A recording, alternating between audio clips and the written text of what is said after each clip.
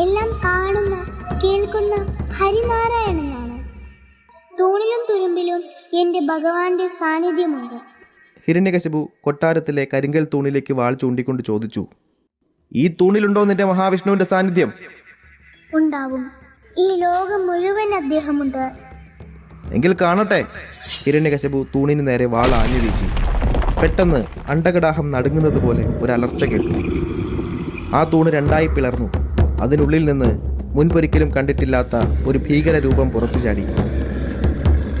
ശരീരം മുഴുവനും കൂർത്ത രോമങ്ങൾ, അനുനിമിഷം വളരുന്ന ഉടൽ, തങ്കത്തിൻ്റെ നിറമുള്ള തുറിച്ച ഭീകരമായ കണ്ണുകൾ, തോളിൽ കെട്ടുപിണഞ്ഞ രോമങ്ങൾ, ആകാശം മറയ്ക്കുന്ന വലിയ ഗുഹ പോലെയുള്ള വായു, ധാരാളമായ നീളമുള്ള നാവ്, തടപുതിഞ്ഞ സിംഹമുഖം, അരക്കെട്ടിന് താഴെ മനുഷ്യരൂപം, നരസിംഹം പോലെ.